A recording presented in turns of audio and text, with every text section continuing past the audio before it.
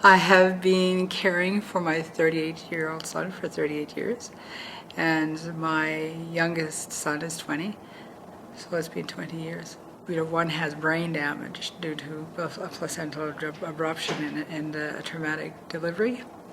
The other one is a delayed autistic child because of a placental abruption, and he was just a little tiny guy. So he was born early, and it was always a 50-50 chance that either of us would live, or both of us would die. So my children are my biggest joy in my life, but I always made sure that it was never like the environment I came from. It would be that. It would be you have to have patience, no screaming, no yelling, because when you yell at your child, they don't hear nothing. They hear you screaming. They don't hear the lesson you're trying to give them. I said, so be patient. If you think that child has a disability or is having problems coping, then find help. If you can't cope with it, find help.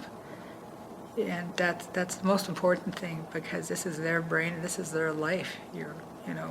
This is not your life, this is their life. So like a little plant, you have to water it every day. A child, you have to water that child every day. He had no concept of boundaries. So he had to be watched 24 hours a day. So my children grew up with lots of love, lots of caring, lots of understanding, lots of triumphs, and we celebrated those triumphs, especially, when they knew that they had a disability and they felt different. And I said, you're not different. But Alex is still in progress. He's 20 years old, and Aaron was the same way. Aaron was very low functioning. Now he's high functioning, so I taught him how to cook and how to do laundry and how to pay bills and all these things that, as an adult you do. So I just couldn't even imagine my life not being there, and they taught me so much, in those 38 years and those 20 years. So it's like a gift, I guess. Job-wise, yes, yeah, because it's hard to. I've worked Southern Alberta when I managed a bakery for a couple of years, where the kids could come in and be there with me, and then if they had an appointment, then somebody would come in, the owner would come in, and I'd already have everything done anyways. What do we do? Both my sons are on AISH, and so I left the workforce, and I'm on a caregiver's allowance.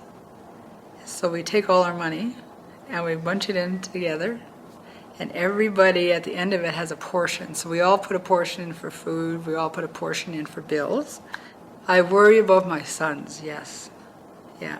I don't want them to be put into home care. I don't want them to be put into a group home, because they will have less money, and all the work we have done over the years could be undone. I said, I want the best for them. The best for them is love. I said, if a home is just a house, I said, but it's not a home unless you have that, unless you have all that love and all that patience and all the even if it means that you have to read up on it, even if it means you're going to be on YouTube watching things.